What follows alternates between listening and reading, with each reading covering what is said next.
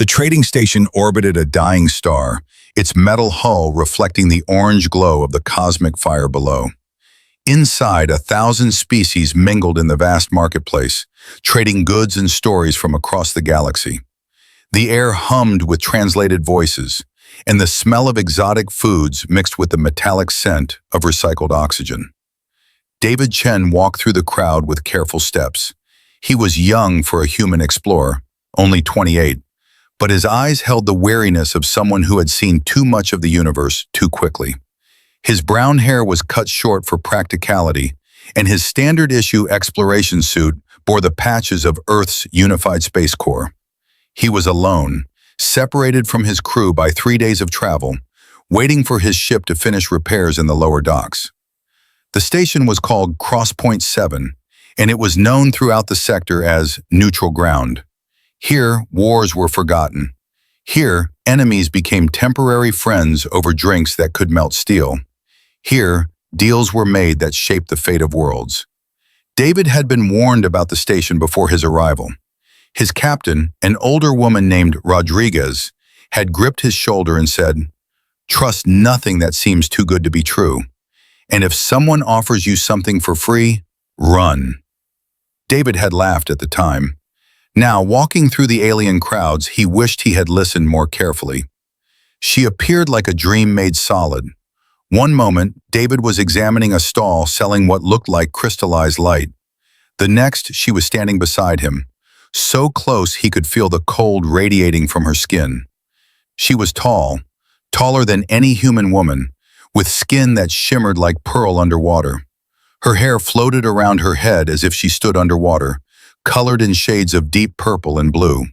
Her eyes were entirely black, with no white, no iris, just endless darkness that somehow reflected the light around them. "Beautiful, are they not?" she said, and her voice was like music, played on instruments that did not exist on Earth. Each word seemed to have layers, harmonies that human ears could barely process. David took a step back, his hand instinctively moving toward the small plasma pistol at his hip. Not threatening, just cautious. "They are," he replied carefully. "I've never seen anything like them." The woman smiled, and that smile was terrible and wonderful all at once. Her teeth were too white, too perfect, and too sharp. "You are human," she said, and it was not a question. "I have heard of your kind, the newcomers, the curious ones who ask too many questions and fear too little." "That's us," David said, trying to keep his voice light. "We're good at getting into trouble."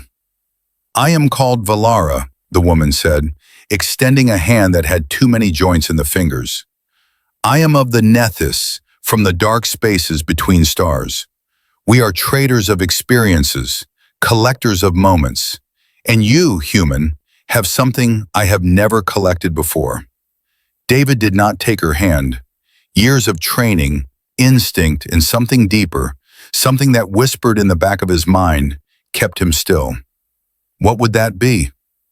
"Your resilience," Valara said, lowering her hand. "Your kind is new to the galaxy, yet already stories spread. Stories of humans who survive what should kill them, who adapt to worlds that should break them, who refuse to accept death when death comes calling. I wonder if these stories are true." "Some of them probably are," David admitted. "We're pretty stubborn." Valara's smile widened. "Then perhaps you would indulge my curiosity. There is a ritual among my people, a kiss of greeting, we call it. It is how we share experiences, how we know another being truly. I have kissed representatives of 473 species. Each one has shared with me their essence, their truth. Would you be number 474? Every instinct David possessed screamed at him to refuse. But something else, something human and foolish and brave, made him pause. He thought of the stories he had heard in the bars on Earth, stories of explorers who had made first contact, who had bridged gaps between species with simple acts of trust. He thought of his captain's words, but also of her other lessons about diplomacy and courage. "Just a kiss?" he asked. "Just a kiss," Valara confirmed. "A moment of connection. Nothing more. David looked around the marketplace. Aliens of every shape and size moved about their business, paying no attention to the human and the Nethys woman. Security drones floated overhead, their sensors scanning for weapons and aggression. Everything seemed normal, safe. "All right," David said, and he would replay this moment in his mind 1,000,000 times in the years to come, wondering what would have happened if he had just walked away. Valara moved closer, and the cold from her body intensified. It was not the cold of ice or winter, but something deeper, like the cold of space itself. She placed one long-fingered hand on his shoulder, and David felt his skin prickle beneath his suit. She leaned in, her black eyes filling his vision, and pressed her lips to his. The kiss lasted only a second, but in that second, David felt eternity. He felt his body seize, every muscle locking tight. He felt something flow into him, through him, a presence that was not his own, something vast and ancient and hungry. His lungs stopped, his heart stuttered, his mind went white with pain. Then it was over. Valara stepped back, her smile gone, replaced by an expression of shock. Around them, David heard sounds, screaming, the thud of bodies hitting the floor. He turned, his body moving slowly, as if through thick water. The marketplace was filled with the dead and dying. Aliens of every species were on the ground, their bodies contorted, their limbs twisted at wrong angles. Some were still, already gone. Others twitched and gasped, fighting for breath that would not come. The security drones were falling from the air, their systems dead, crashing into stalls and scattering goods across the floor. David looked down at his hands. They were shaking, but they were his hands. He was breathing. His heart was pounding, but it was beating. He was alive. "What did you do?" he asked, his voice rough and broken. Valara was staring at him with those black eyes, and for the first time, David saw fear in them. "You should be dead," she whispered. "The kiss takes life. It is what we are. It is what I am. Every being I have kissed has shared their essence and passed into the beyond. It is painless. It is quick. It is final. You should be dead." "I'm not," David said, and he took a step toward her. His legs felt weak, but they held. "Why aren't I dead?" "I do not know," Valara said, backing away. "This has never happened. In 3,000 years of my life, every being has fallen. But you stand. You breathe. You defy." Around them, the station's emergency systems were activating. Lights flashed red. Alarms wailed. Bulkhead doors began to close, sealing off sections of the marketplace. David could hear more screaming from distant corridors, more bodies falling. Whatever Valara had done, whatever her kiss had released, it was spreading. "How do we stop it?" David demanded, grabbing Valara's arm. Her skin was so cold it burned, but he held on. "How do we save them?" "We cannot," Valara said, and there was something like sorrow in her voice. "The kiss has been given.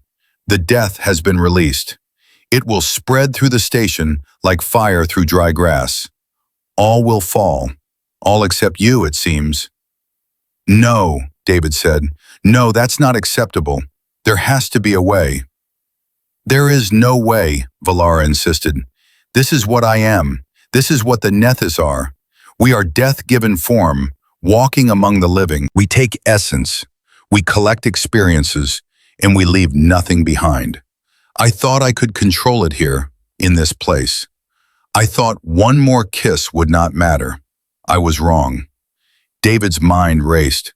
He was not a scientist, not a doctor.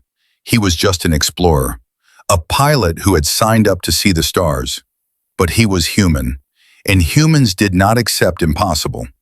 Humans looked at walls and saw doors. Humans looked at death and said, "Not today." "If your kiss kills everything," David said slowly, working through the logic, "and it didn't kill me, then maybe I have something in me that can stop it. Maybe human biology is different enough. Maybe we can use that." Valara shook her head, her floating hair swirling. Human, your courage is admirable, but you do not understand. The death is already released. It is in the air now, in the systems, spreading through every ventilation shaft and corridor. In minutes, the entire station will be a tomb. Your survival means nothing if everyone else perishes. Then we don't have time to argue, David said. He looked around the marketplace, seeing the dead, seeing the dying, seeing the few who still moved, stumbling toward exits that were already sealed. His heart ached. His mind rebelled against what he was seeing. But beneath the horror, beneath the fear, there was something else. There was anger. Pure, human anger at the unfairness of it all.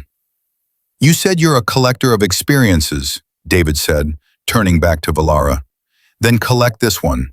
Experience what it means when a human says no to death. Experience what happens when someone refuses to let the universe win. Help me save these people, or I swear I will find a way to make you regret ever setting foot on this station. Valara looked at him for a long moment. Then slowly, impossibly, she smiled again. But this time, it was different. This time there was something like respect in that terrible, beautiful face. Very well, human. Show me this defiance of yours. Show me why your species has the audacity to walk among the stars. But know this, if we fail, you will watch everyone die. You will be the last living being on this station, alone with the dead. Can you accept that? David thought of his crew, waiting for him at the docks below. He thought of Earth, spinning in space so far away. He thought of every human who had ever faced impossible odds and fought anyway. He thought of the simple, stubborn refusal to give up that seemed to be written into human DNA. I can accept trying, he said. That's all any human can do. Valara nodded once, a gesture that seemed almost human. Then let us begin. Inhuman, what is your name? If we are to attempt the impossible together, I should know what to call you. David, he said. David Chen. And we're not attempting the impossible. We're doing it. There's a difference. We shall see, Valara said, but there was something in her voice that had not been there before, something that might have been hope. The station's alarms continued to wail as David and Valara ran through the dying marketplace, past bodies that had fallen like broken toys, toward the medical bay that David prayed was still functioning. Behind them, the death spread, invisible and inevitable. Ahead, the possibility of salvation flickered like a candle in the dark. And between those 2 points, a human and a death incarnate began a race against the inevitable end of everything. David's boots pounded against the metal floor of the station as he ran. His breath came hard and fast, not from fear, but from the sheer effort of moving through corridors that were becoming graveyards. Beside him, Valara moved with a grace that seemed impossible, her feet barely touching the ground. The floating hair around her head streamed behind her like a banner, and the cold that radiated from her body made the air frost where she passed. They found survivors in the third corridor, a group of Kalesh, insectoid beings with multiple arms and compound eyes, huddled against a wall. They were shaking, their mandibles clicking in distress, but they were breathing. When they saw Valara, they shrieked and tried to run. "Wait!" David called out, moving between them and the Nethys woman. "She's trying to help. We're all trying to help." "Death walks beside you," one of the Kalesh chittered, its translator rendering the words in flat, emotionless standard. "We feel it, the cold, the ending. She is death." "Maybe," David admitted, "but I'm alive, and that means something. It means there's a chance. Now we need to get to the medical bay. Is the quarantine in effect?" The Kalesh looked at each other, a silent communication passing between them through pheromones that David could not detect. Finally, the one who had spoken before nodded. "Partial quarantine. Central systems are still functioning. Medical bay is sealed, but accessible with proper authorization. Are you authorized?" "I'm a member of the Space Corps," David said. That's going to have to be enough. Can you make it there on your own? We can, the Kalesh confirmed. But why should we go? If death is spreading, what can the medical bay offer except a sealed tomb? Hope, David said simply. It can offer hope. And if you've got a better idea, I'm listening. The Kalesh were silent for a moment. Then they began to move, their multiple legs carrying them with surprising speed down the corridor. We will go, the speaker called back. But if this is false hope, human, we will curse your name in the afterlife. Get in line, David muttered, and continued running. The medical bay was 3 levels down, accessible through a series of lifts that were, miraculously, still functioning. The station's AI was doing its job, keeping essential systems online even as the death spread. David and Valara rode one of the lifts in silence, the only sound the hum of the machinery and David's breathing. Valara did not breathe. David had noticed that. She did not breathe, and she did not blink. And the longer he spent near her, the more his body screamed at him that she was wrong, that she was other, that she was something that should not exist. But she was helping, or trying to, and that had to count for something. Tell me about the kiss, David said as the lift descended. Tell me what it actually does. If I'm going to figure out why I survived, I need to understand what it is. Valara was quiet for a long moment. When she spoke, her voice was softer than before, almost sad. The Nethys are old, she said, older than most species in this galaxy. We were here when the stars were young, when the first worlds cooled enough for life. We do not eat. We do not reproduce as other species do. We exist by taking essence from other living things. The kiss is our feeding. When I kiss another being, I take their life force, their energy, their soul, if you believe in such things. In return, I experience everything they have experienced. Every joy, every sorrow, every moment of their existence becomes mine. It is how we learn, how we grow, how we survive. You kill to live, David said flatly. Yes, Valara confirmed, but it is not murder as you would understand it. The beings I kiss die instantly, painlessly. They feel no fear, no pain. One moment they exist, the next they do not. And I carry their memories, their experiences forever. They become part of me. In a way, they never truly die. That's a nice way of justifying it, David said, but they're still dead. I do not expect you to understand, Valara replied. Your species is young. You still think of death as an enemy, something to fight against. We Nethys know the truth.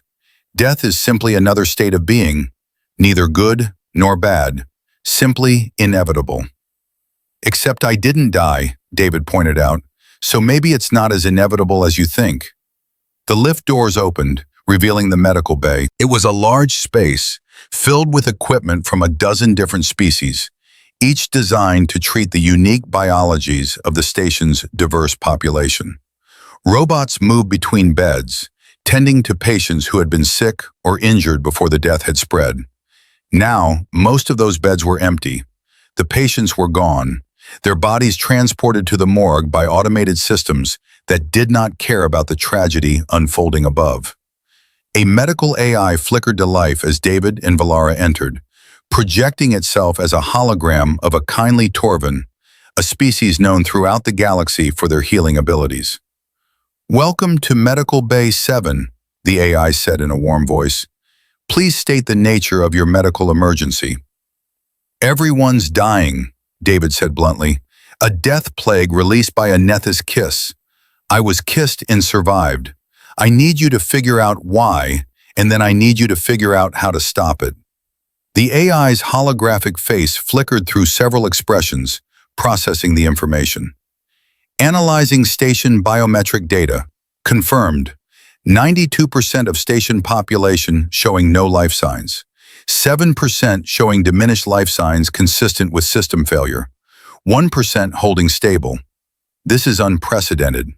Beginning analysis of available data.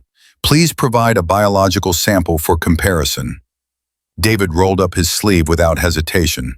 A medical robot approached, its appendages clicking and whirring as it withdrew blood, took skin samples, and ran a scanner over his body. The process took less than a minute, but to David, it felt like an eternity. Around him, he could hear the station's systems groaning.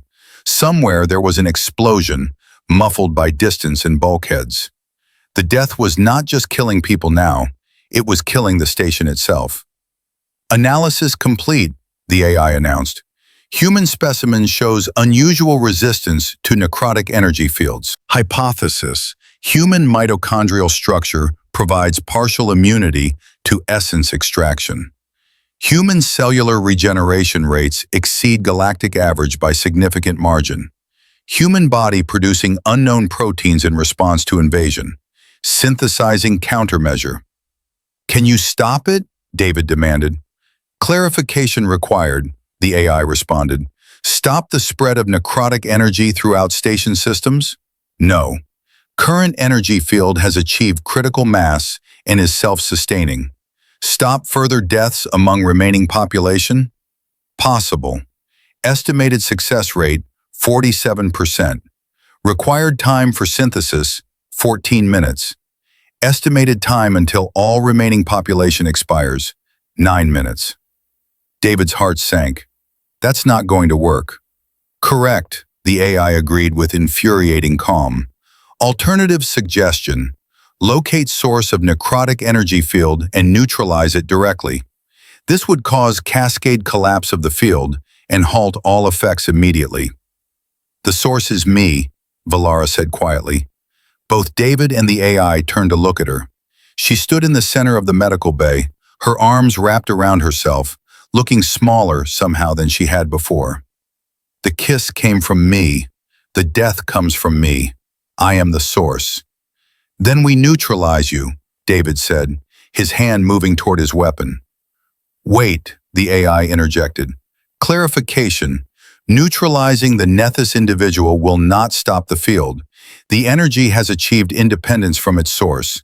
It is now a self-sustaining phenomenon.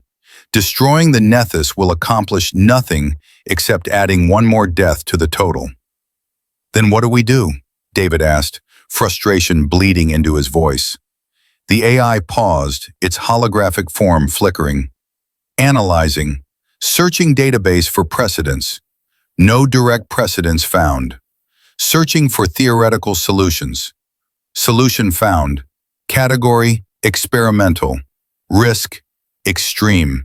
Success probability: unknown. Tell me, David said. The human survived essence extraction, the AI explained. This suggests human essence is incompatible with Nethys feeding mechanisms. Hypothesis: if Nethys individual were to attempt reverse transfer, returning extracted essence to human vessel, the incompatibility might disrupt the necrotic field. This has never been attempted.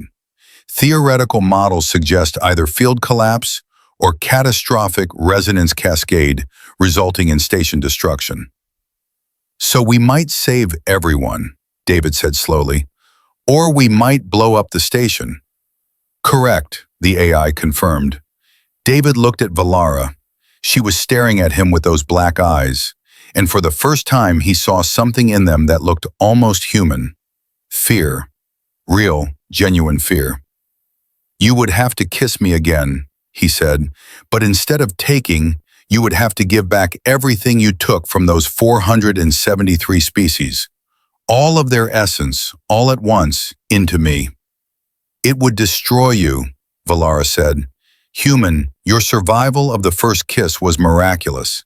A second kiss, with that much power flowing backward through you, would burn you from the inside. There would be nothing left. Maybe, David said, or maybe humans are tougher than you think. Maybe that's what the galaxy needs to learn about us. We don't break as easily as you expect. This is insane, Valara said. You are asking to die. I'm asking for a chance, David corrected. There's 7% of this station still alive. That's hundreds of people, families, friends, people with lives and dreams and futures. I'm one person, one human.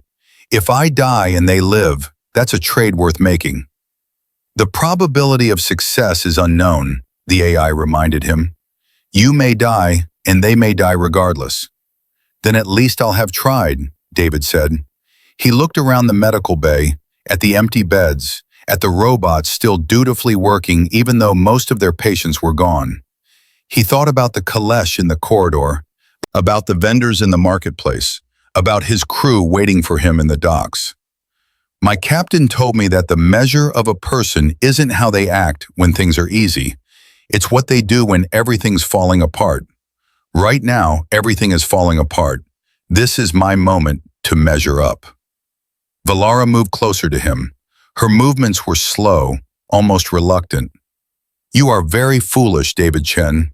Very foolish and very brave. These two things often go together among your kind, I am learning. It's basically our species' motto, David said with a grin that he did not quite feel.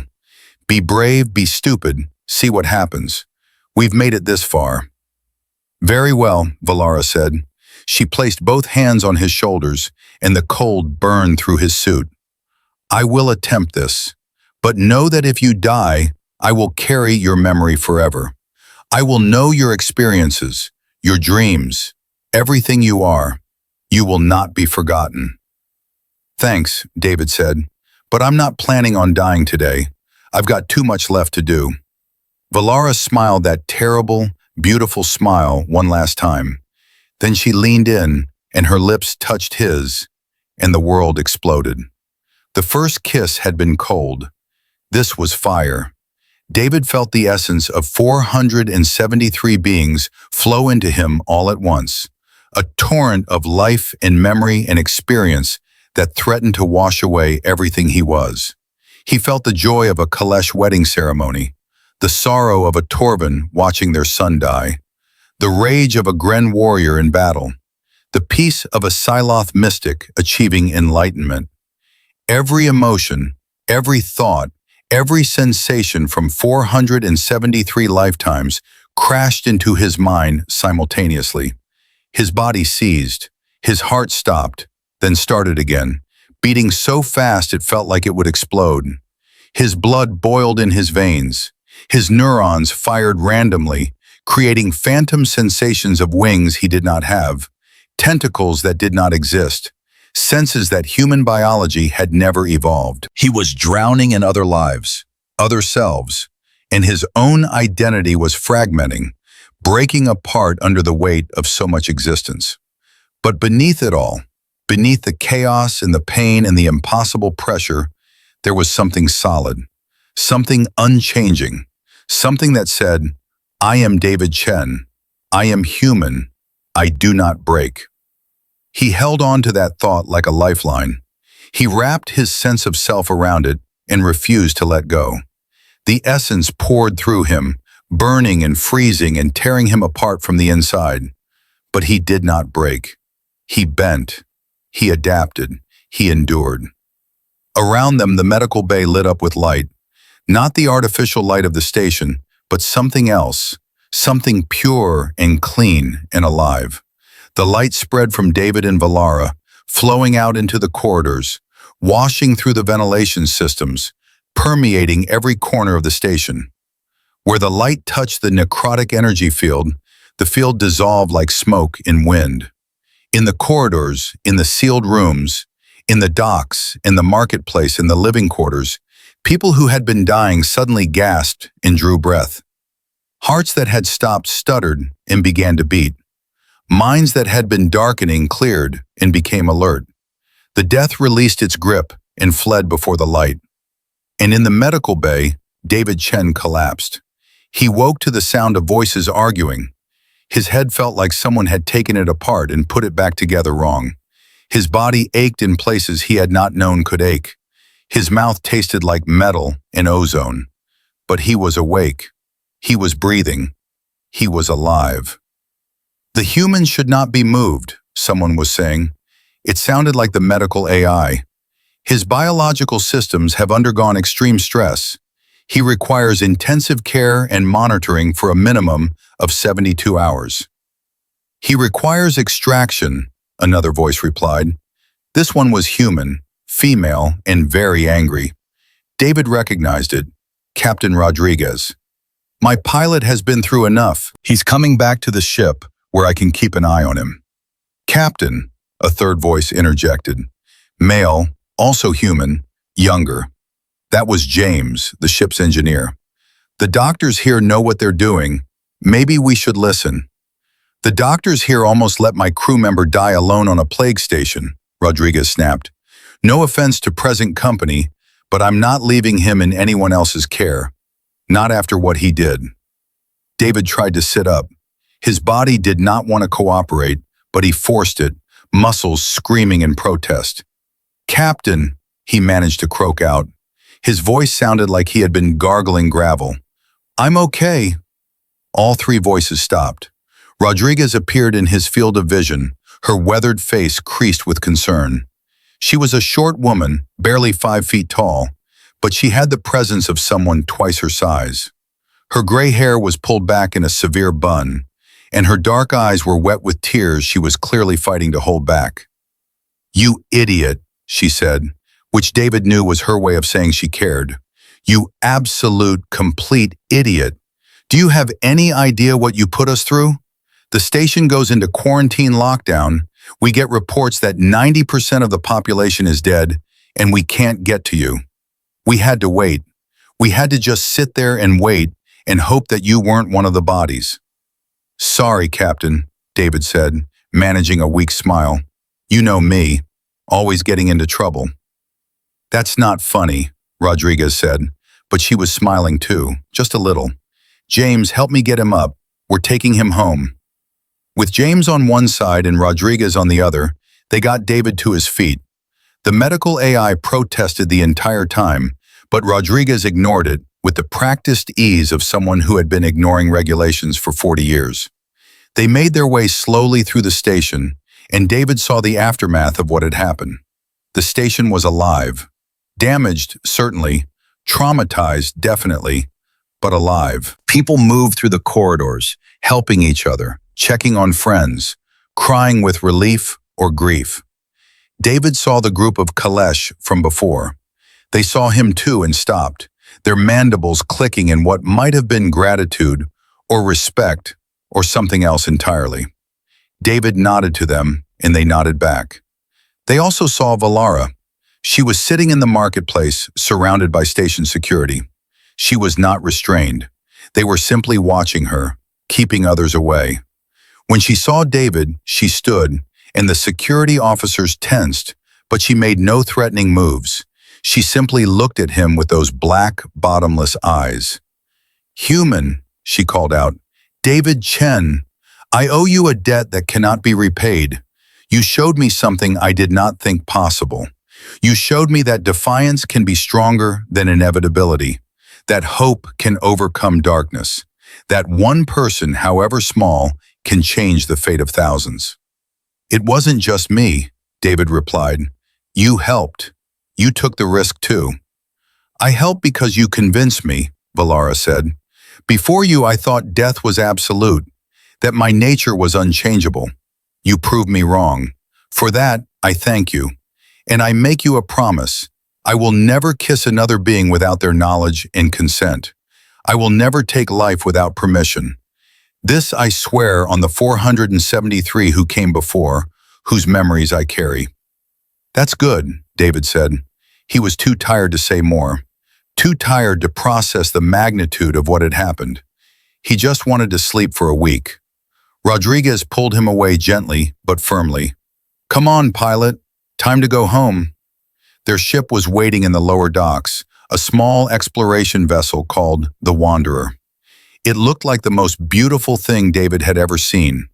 They got him into the medical bay, a much smaller and less advanced version of the station's facility, and Rodriguez personally made sure he was settled into a bed before she would leave him alone. Get some rest, she ordered. That's a direct order from your commanding officer. Sleep, recover, and when you wake up, we're going to have a very long conversation about taking unnecessary risks. Yes, ma'am, David mumbled, already half asleep. Rodriguez paused at the door. David, what you did was insane. It was reckless. It violated about 100 protocols, and it saved hundreds of lives. I'm proud to have you on my crew. Then she was gone, and David was alone with his thoughts. He lay in the medical bay, feeling his body slowly repair itself, feeling the echo of those 473 lives still resonating in his mind. They were fading now, becoming distant, like dreams upon waking. But they had been real. He had carried them all, if only for a moment. And he had survived. That was the thing that kept coming back to him. He had survived something that should have killed him. Twice. Once from the initial kiss, and again from the reverse transfer. His body, human and fragile and weak by galactic standards, had endured what no other species could, not through strength, not through advanced technology, but through sheer, stubborn refusal to die. Maybe that was humanity's gift to the galaxy, David thought as he drifted off to sleep. Not that humans were stronger or smarter or better than anyone else, but that they were too stubborn to quit, too foolish to accept impossible, too brave to let fear stop them. It was not much of a superpower, but it had been enough. The Wanderer left Crosspoint 7 3 days later, after David had recovered enough to walk without assistance. The station was still repairing itself, still counting the dead, still trying to understand what had happened. The story had already begun to spread through the galaxy, growing with each telling. A human who had survived death. A human who had defied the Nethys. A human who had saved hundreds by refusing to accept the inevitable. David did not feel like a hero. He felt tired and sore and oddly empty, as if the experience had burned something out of him. But when he sat in the pilot's chair and took the controls, when he felt the ship respond to his touch and saw the stars spread out before him, he felt something else too. He felt alive. Rodriguez sat in the captain's chair beside him, reviewing reports on a datapad. James was in the engine room, humming to himself as he performed routine maintenance. The rest of the crew, a small team of 5, were scattered throughout the ship, going about their duties. Everything was normal. Everything was right. "You know," Rodriguez said without looking up from her datapad, "this is going to be in your permanent record. Survived lethal Nethys kiss through sheer stubbornness. Human Resources is going to have a field day trying to figure out how to categorize that."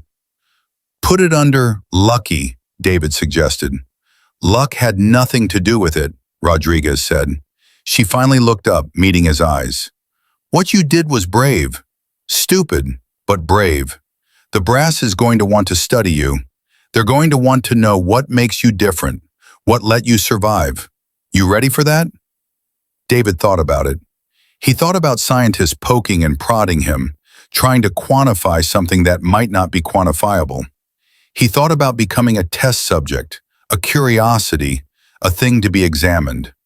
Then he thought about the Kalesh in the corridor, about Valara's promise, about all the lives that continued because he had refused to die. "I'm ready," he said. "If it helps other humans survive out here, if it helps us understand our place in the galaxy better, then I'm ready. Poke away." "That's the spirit," Rodriguez said with approval. "Though I'm going to insist on being present for any examinations. The last thing we need is some overeager scientist deciding to dissect you to see what makes you tick." "Appreciated," David said dryly.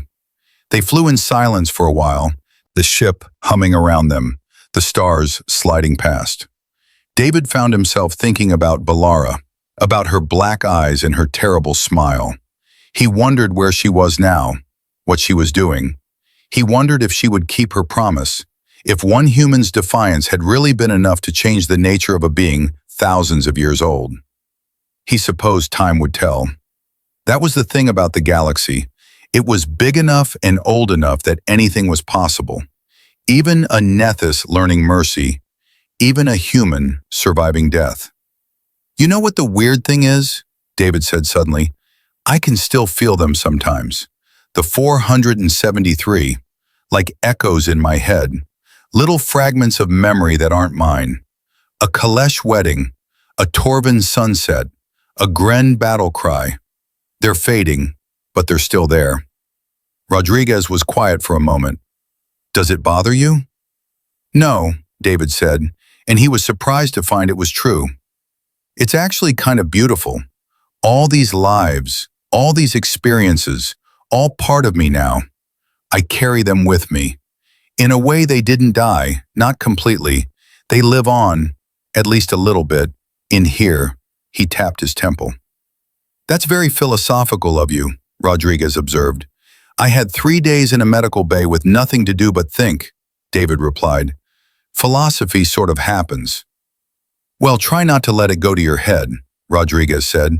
You're still just a pilot who happens to have survived the impossible and become a galactic story, but still just a pilot. Don't go getting delusions of grandeur. Wouldn't dream of it, Captain, David said with a grin.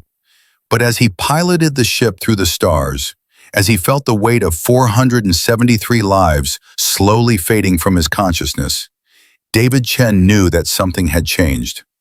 Not just in him, but in how the galaxy saw humanity. They had been newcomers before, curious and naive. Now they were something else. They were survivors. They were the species that refused to die. They were humanity. And the galaxy was only just beginning to understand what that meant.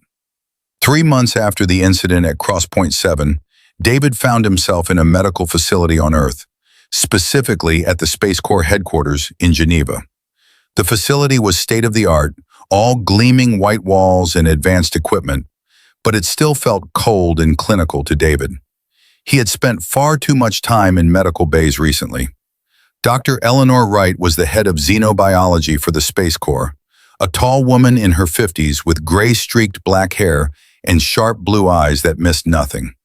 She had been studying David for 2 weeks now, running every test imaginable, and David was thoroughly sick of it. Tell me again about the moment of the kiss, Dr. Wright said, not for the first time. Focus on the physical sensations. What did you feel in your body? Cold, David said, repeating what he had said a dozen times before. Like space itself was flowing into me. My muscles locked up.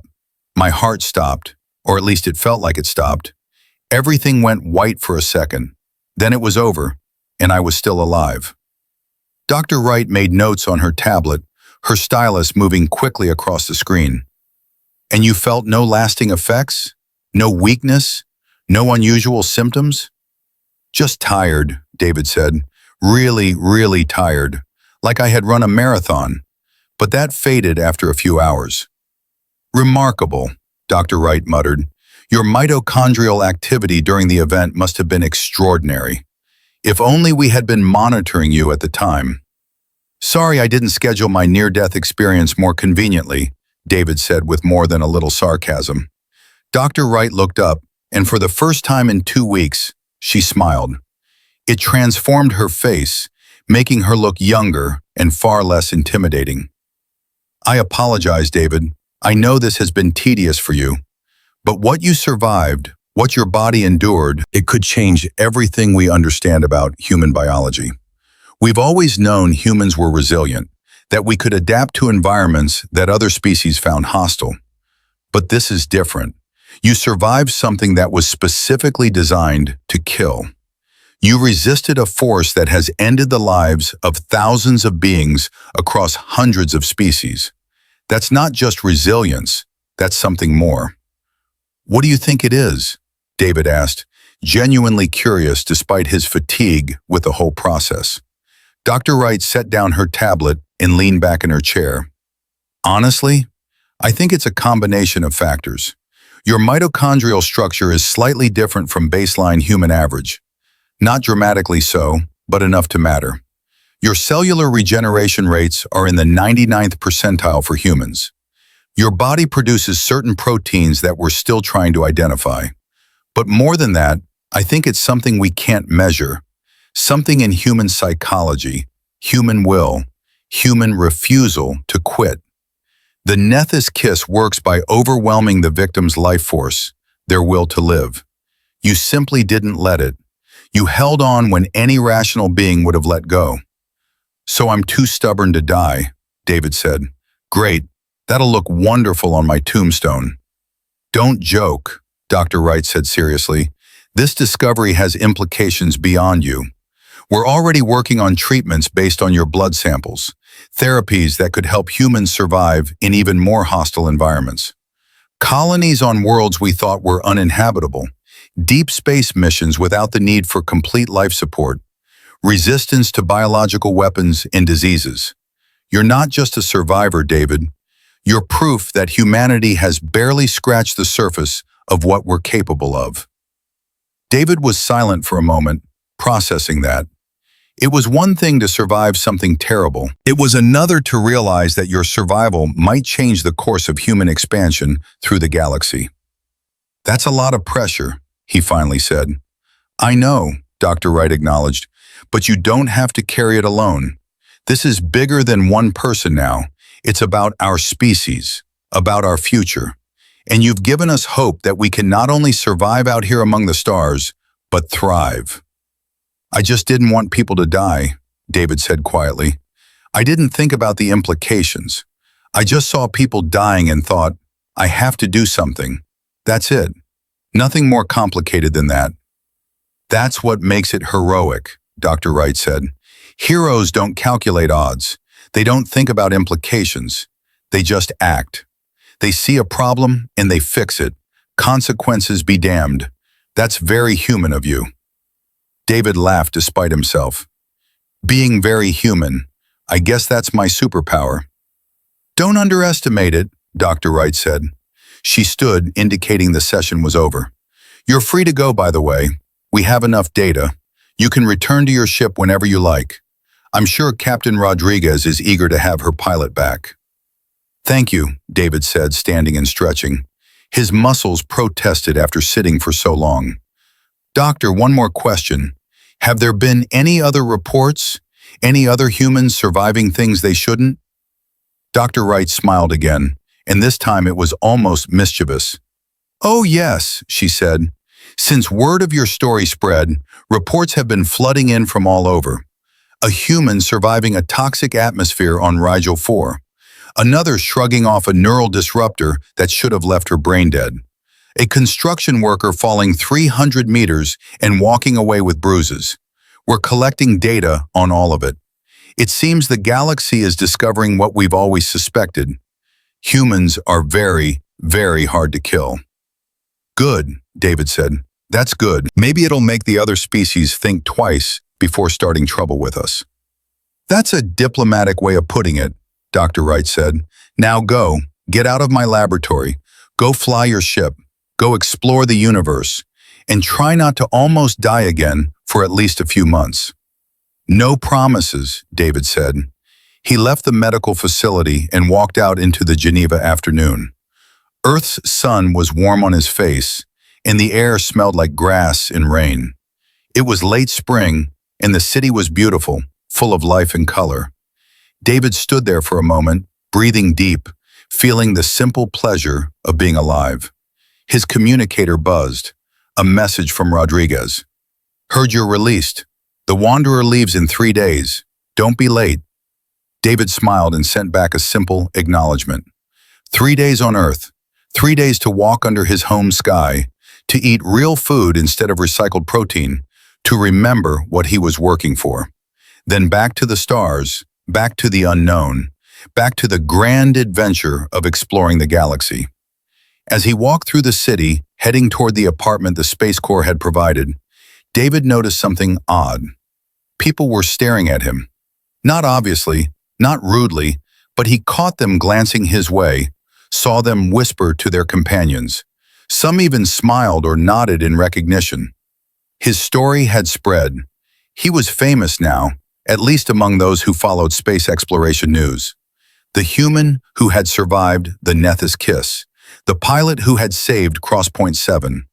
David Chen, living proof that humanity belonged among the stars. He was not sure how he felt about that. Fame had never been something he sought. He had signed up for the Space Corps because he wanted to see what was out there, to visit strange new worlds and meet alien species. Adventure, not recognition. But if his fame helped humanity, if it inspired others to push further, to dare more, to refuse to accept limitations, then maybe it was worth the discomfort. Maybe being a symbol was just another duty, like piloting a ship or standing watch. He could live with that. That evening, David found himself in a small restaurant near the old part of the city, eating ravioli and drinking wine that was probably too expensive for his salary. Across from him sat an old friend from his academy days, a woman named Lisa Park, who was now a shuttle pilot ferrying supplies between Earth and the Moon. "So," Lisa said, twirling pasta on her fork, "you're famous now. How does it feel?" "Weird," David admitted. "People keep looking at me. Someone asked for my autograph today." "My autograph? I'm just a pilot." "You're not just anything anymore," Lisa said. "You're the guy who beat death. You're a hero. That comes with attention." "I don't feel like a hero," David said. "I just did what anyone would do." "Anyone wouldn't survive it," Lisa pointed out. "That's kind of the whole point. You did something impossible. You've changed what people think is possible for humans. That's huge." David sipped his wine, considering that. "Do you think it's true? What Dr. Wright said about humans being harder to kill than we thought?" "I think we've always been survivors," Lisa said. "Earth made sure of that. We evolved on a planet that tried to kill us in 100 different ways. Predators, diseases, natural disasters, other humans. We survived all of it. Maybe that's just coded into us now. Maybe we're programmed at a fundamental level to refuse to quit." "That's a comforting thought," David said. "Means we might actually make it out here in the galaxy." "We'll make it," Lisa said with confidence. "We're humans. We're too stubborn not to." They finished their dinner and walked through the city as evening turned to night. Earth's moon hung low in the sky, and David could see the lights of the lunar colonies twinkling on its surface. Up there, hundreds of thousands of humans lived and worked, building a future beyond Earth. And beyond the moon, the stars waited, full of possibility and danger in equal measure. "I'm glad you're okay," Lisa said suddenly. "When I heard what happened, heard that the station was dying, I thought I'd lost you. We were friends for 4 years at the academy. I don't have many friends who understand what it's like out there. Losing you would have hurt." "Sorry I worried you," David said. "I'll try to avoid deadly alien kisses in the future." "See that you do," Lisa said. She stopped walking and turned to face him. "David, serious question. Are you scared? Going back out there after what happened?" David thought about it honestly. Was he scared? Yes, in a way. He knew now, more viscerally than ever, that space was dangerous, that there were things out there that could kill humans with a touch, with a thought, with a breath. But he also knew something else. He knew that humans could survive things that should kill them, that they could adapt, endure, overcome. Fear and confidence existing together. "I'm scared," he admitted, "but I'm going anyway. That's what we do, right? We're scared and we go anyway." "That's what we do," Lisa agreed. She hugged him tight, and David hugged her back. "Come home safe, pilot. The galaxy needs heroes like you." "I'm not a hero," David said one more time. But even as he said it, he was beginning to think that maybe heroism was not about being fearless or special. Maybe it was just about doing what needed to be done, even when you were terrified. Maybe it was about being human. The Wanderer left Earth 3 days later, exactly on schedule. David was in the pilot's chair, his hands steady on the controls, his eyes on the stars ahead. Rodriguez sat beside him, reviewing mission parameters. James was in the engine room, making sure everything was running smoothly. The rest of the crew was preparing for the jump to faster-than-light travel. "All stations report ready," Rodriguez announced. "David, take us out." "Aye, Captain," David said. He engaged the engines, and the Wanderer rose from the spaceport, climbing through Earth's atmosphere into the blackness beyond. The planet fell away below them, a blue-green jewel in the void, and David felt the familiar thrill of leaving home behind. They passed the moon, past Mars, past the outer planets of the solar system. When they reached the designated jump point, Rodriguez gave the command, "Engage FTL drive." David pressed the button, and reality twisted around them. For a moment, he was everywhere and nowhere at once. He felt the ship moving through spaces that human brains were not designed to comprehend, traveling distances that should take lifetimes in mere seconds. Then, with a jolt, they were back in normal space, light years from Earth. "Jump successful," Rodriguez announced. "All systems nominal. James, status report on the engines." "Running smooth as silk, Captain," James's voice came back over the intercom. "We're good to go." "Excellent," Rodriguez said. She turned to David. "Set course for the Arcturus system. We've got reports of some unusual readings there. Might be worth investigating." "Course set," David confirmed. The stars wheeled around them as the ship turned, aligning itself toward their new destination. "ETA 72 hours. "Good enough," Rodriguez said. She leaned back in her chair, looking satisfied. "It's good to be back out here. Earth is nice to visit, but this is where we belong. Out here, among the stars." David nodded in agreement. He understood exactly what she meant. Earth was home, but space was where he felt alive. Out here, anything was possible. Danger, discovery, wonder, fear, all mixed together in one grand adventure. As the Wanderer cruised toward Arcturus, as Earth became just another star behind them, David found himself thinking about Valara one more time. He wondered if she was out there somewhere, keeping her promise. He wondered if their encounter had really changed her, or if in time she would return to her old ways. He supposed he would never know for sure, but he had to believe it mattered. He had to believe that one moment, one act of defiance, one human refusing to accept the inevitable, could change things, because if it could not, if individual actions meant nothing in the vast scope of the galaxy, then what was the point of trying? No, it mattered. He mattered. Humanity mattered. And the galaxy was going to learn that, one story at a time, one impossible survival at a time, one stubborn human at a time. "Hey, David," Rodriguez said, interrupting his thoughts. "You're smiling. What's so funny?" "Nothing, Captain," David said. "Just thinking about how we're going to show the galaxy what humans are made of." "And what are we made of?" Rodriguez asked. David's smile widened. "Stubbornness, bad decisions, and an unwillingness to die when we're supposed to. It's not much, but it seems to be working." Rodriguez laughed, a genuine, full-throated sound that filled the bridge. "You know what? I think you're right. That's exactly what we're made of. And if the galaxy doesn't like it, they can deal with it." "That's the spirit," David said. The Wanderer flew on through the darkness between the stars, carrying its crew toward new adventures, new dangers, new discoveries. Behind them, the story of the human who survived the Netha's kiss continued to spread, growing with each telling, inspiring others to push boundaries and refuse limitations. And ahead, the Arcturus system waited, full of mysteries yet to be uncovered. David did not know what they would find there. He did not know what dangers they would face, what wonders they would witness. But he knew one thing with absolute certainty. Whatever came, humans would face it. They would adapt, they would endure, they would survive. Because that was what they did. That was what they had always done. And that was what they would always do. The galaxy was vast and ancient and full of species that had been exploring the stars for millennia. But humanity was young and curious, and too stubborn to be intimidated by the age or scope of things. They were newcomers, yes, but they were also survivors.